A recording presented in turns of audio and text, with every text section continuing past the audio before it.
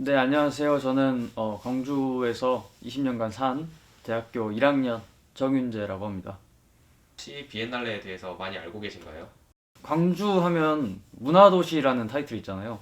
그래서 비엔날레도 물론 알죠. 이제 학창 시절에 이제 광주에 대해서 하면 배우기도 했고, 그리고 실제로 이제 그 학교에서 수행평가의 일환으로 이제 갔다 와서 소감문이나 감상문 쓰기 이런 것도 했으니까요. 근데 제가 그때 비엔나를 마지막으로 간 게 고등학교 2학년 때였는데 지금 딱 2년이 지났잖아요. 이제 할 일 없이 이제 집에서 이제 여러 가지 생각을 하고 있을 때쯤 그때 마침 딱 그 생각이 났죠. 비엔날레가 2년마다 하는데 올해가 딱 그 개최되는 해잖아요. 근데 이제 상황이 상황이다 보니까 분명히 그 상설 전시는 안 되고 있을 것 같더라고요. 그래서 지금 어떻게 진행이 되고 있나 한번 찾아가 보려고요.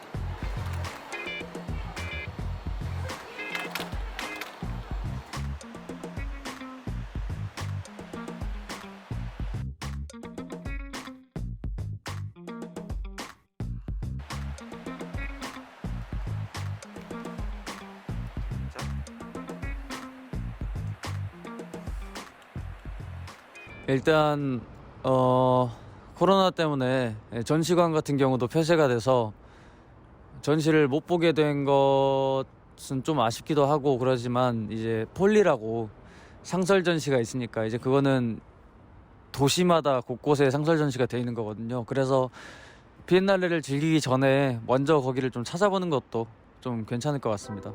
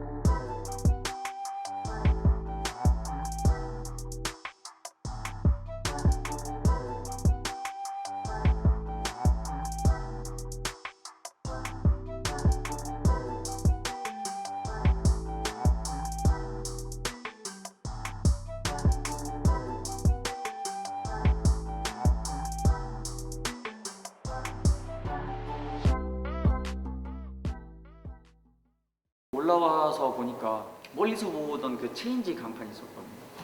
그걸 이제 가까이서 보는데 그게 삼각형으로 돼 있어서 돌아갈 수 있는 거예요. 그래서 색을 바꿀 수 있더라고요.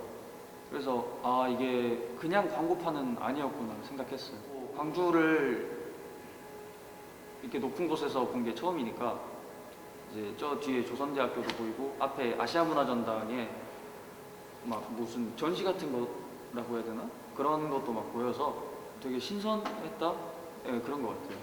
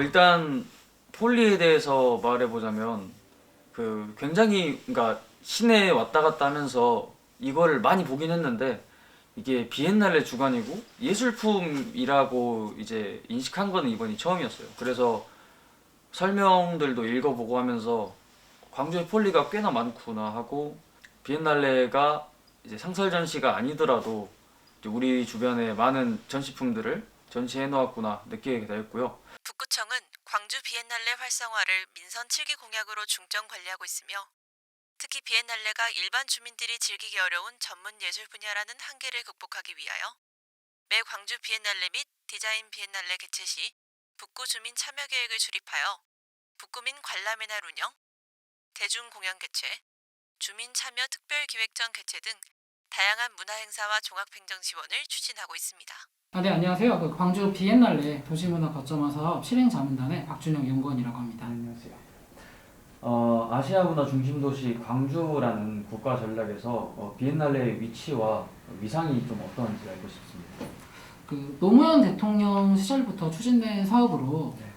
국가의 주요 발전 전략 중에 하나를 문화로 삼는 것이 아시아 문화 중심 도시 광주의 중요한 테마라고 할 수 있습니다. 광주는 총 7개의 문화 권역이 있는데요. 그 중에 비엔날레는 문화예술 특구로 지정이 돼 국내, 국외, 또 그리고 전 세계의 모든 전시가들과 미술가들이 모여서 하나의 전시품을 전시하고 이를 통해 미술의 세계화를 꿈꾸는 것을 목적으로 하고 있습니다. 그래서 비엔날레의 위상이라고 말씀드리자면 광주에 있어서는 국제문화예술 행사의 하나의 거점화이고요. 저희가 실행자문단을 시작하면서 생각했던 거는 비엔날레야말로 도시문화의 거점화다. 그래서 이 비엔날레를 중심으로 광주의 문화예술이 활성화될 수 있도록 문화예술 축의 하나의 거점화로서 돼야 된다고 생각을 하고 있습니다. 그래서 저희는 이 비엔날레의 위상과 위치는 이 아시아 문화 중심 도시 추진에 있어서 가장 중요한 플랫폼의 시작이자 또 다른 말로는 마중물 역할을 한다고 생각을 하고 있습니다. 네, 이번 개선 사업에 대한 추진 내용과 실행 자문단에서 보기에는 좀 어떻게 되고 있는 것 같으신가요? 광주 비엔날레가 시작된 지 한 20년이 넘었습니다. 그동안 비엔날레는 전시 위주의 기능성이 강했고 진입로에서부터 교통 환경이 좀 좋은 편은 아니었습니다. 그래서 저희 개선을 위한 실행 자문단에서는 이 국제 문화예술 행사의 플랫폼이 사람들이 잘 다가가지 못하는 그리고 전시 기능에만 국한되어 있다는 점 그리고 열린 광장을 보유하고 있음에도 사람들이 그곳을 광장으로서 이용하지 못하고 어떤 공간으로서 사용하지 못한다는 문제점들이 많았었는데요. 그래서 저희 실행자문단에서 어떤 전체적인 기획안을 짰을 때 집중화와 명품화 전략을 통해서 이곳의 광장의 기능을 강화하고 보행 친화적인 공간들을 조성해서 사람들이 비엔날레로 좀 더 손쉽게 그리고 더 쉽게 다가갈 수 있게 하자. 그리고 비엔날레 벽면에 노후화를 대비해서 미디어 파사드를 설치해서 비엔날레 행사 시즌에만 운영되는 곳이 아니라 24시간 언제든지 시민이 원해서 찾아오면 그 문화예술을 느낄 수 있는 곳으로 하자. 이런 것들이 많이 고민이 됐습니다. 그래서 저희는 그 광주 비엔날레의 가치를 좀 제고를 하고 국제 문화예술 행사의 개최 도시인 광주가 글로벌 표준이 되게 하자. 그리고 광주 비엔날레 주변 도로에 보행 친화적 접근 공간을 확대해서 어떤 가기 어려운 공간이 아니라 누구나 갈 수 있는 언제든지 올 수 있는 곳으로 만들자. 그리고 공공디자인법 진흥 제도에 따라 국가에서 추진하고 있는 공공디자인이 확대되는 처음 그 발걸음으로 되게 하자라고 생각을 하고 있습니다. 그래서 참 1년간 사업을 추진했었는데요. 총 5개의 큰 사업들로 구성해서 시작을 했습니다. 그래서 총 46억의 사업비가 투입됐었는데 저희가 최근에 주민 설명회를 개최해서 주민들의 피드백을 받았을 때는 주민분들께서 모두 만족해 하셨고, 다만 그 비엔날레가 광주의 전체를 연결될 수 있는 그 연계점을 더 만들어 달라라는 이야기들이 많았었습니다. 이제 이 부분은 국가의 그런 공공 디자인 사업과 연계되는 부분이라서 저희도 조심스러운데요. 이런 주민들의 반응을 보고 저희가 생각했던 거는 우리의 고민점이 맞았다. 그리고 그 고민점이 잘 실현이 됐다. 그래서 비엔날레가 어떤 국제문화예술 행사로서 그 행사의 거점으로서 잘 정리될 수 있겠다라고 생각을 하고 있습니다. 포스트 코로나 시대에 비엔날레의 방향성이 어떻게 될 거라고 좀 보시는지 궁금합니다. 그게 되게 큰 이슈인 것 같습니다. 이제 문화예술이라는 산업은 대면을 기본적으로 원칙을 하는데 이 대면이 지금 비대면으로 넘어가고 있는 것 같습니다. 그 문화체육관광부의 9월 24일자 종점 그 언론 보도에 따르면 앞으로 대면에서 비대면을 활성화하겠다라고 하면서 VR, AR, MR 이쪽 기술들이 더 확산이 됐었는데요. 그에 따라 비엔날레에서도 미디어 파사드를 이제 프로젝션 매핑에서 입힘으로 인해서 좀 그런 쪽에 비대면적인 예술들이 많이 늘어나지 않을까 생각을 하고 있습니다. 또한 그리고 이제 비엔날레들도 단순한 전시물들을 전시하는 것보다 그런 여러 가지 것들을 좀 시도해 보고자 노력 중인 것으로 알고 있습니다. 이게 아무래도 이제 도시계획적 관점에서 포스트 코로나로 인해서 어떤 문화예술 산업이 끊긴다라기보다는 지속 가능한 관점에서 이것들이 잘 될 수 있도록 그 마스터 플랜이 필요하다라는 게 저희 실행 자문단의 의견이고요. 그렇게 된다라고 하면은 이제 집중화 명품화 전략을 통해서 비엔날레가 어떤 저희가 이제 개선 사업으로 플랫폼의 역할까지 끌어올렸으니 이곳이 어떤 사람들의 랜드마크로서 기능할 수 있게 그런 지속적인 지자체와 국가와 비엔날레 자체의 그런 마스터 플랜들이 이루어져야 되지 않을까라고 생각을 하고 있습니다. 아시아 문화 속 광주의 발전 방향에 대해서 광주가 어떤 역할을 하는 게 좋을 것인가에 대해서 좀 여쭙고 싶습니다. 광주라는 도시는 되게 매력적인 도시라고 생각을 합니다. 유네스코 창의 도시이기도 하면서 미디어 아트 도시이기도 합니다. 그래서 광주 광역시 그리고 광주 문화재단 그리고 국립아시아 전당에서 등의 이런 미디어 아트들이 계속적으로 만들어져 가고 있죠. 그래서 그런 관점에서 제가 공부를 한 입장에서 봤었을 때는 아시아 문화 중심 도시 광주는 충분히 실현성이 있다라고 보여지고 있고요. 그 실현점에 대한 근거로서는 이런 미디어 아트적인 부분도 있고, 그리고 제가 실행자문단에서 이제 근무를 하면서 실행자문단이 추진해왔던 그런 도시 문화를 거점화하는, 그래서 이 거점에서 계속적으로 확산시킬 수 있는, 그래서 나중에는 지속 가능하게 광주가 어떤 문화예술이 하나의 도시계획적 관점에서 도시의 원동력이 될 수 있을 거라고 저는 생각을 하고 있고요. 이제 다만 그 포스트 코로나 시대에 있어서 어떤 예술 행정적인 부분이나 이런 부분에서 좀 많은 개선이 필요하다. 그렇기 위해서는 아까 말씀드렸다시피 그런 지자체, 국가, 그리고 재단, 시민 이 모든 민간 협력의 기반 안에서 마스터 플랜이 조성이 되고 그 조성된 마스터 플랜에 따라 이런 사업들이 추진되어야 되지 않을까라고 생각을 하고 있습니다. 다들 수도권과 지방의 차이점으로 문화의 접근성을 많이 언급을 하는데 솔직히 저는 광주 사는 사람으로서 좀 크게 못 느꼈거든요. 그런 거를 전시 같은 것들 이렇게 하는 거를 광주라는 지방 도시에서 그냥 버스 타고 와가지고 보고 갈 수 있다는 것이 비엔날레 덕분이 아닌가 생각을 합니다.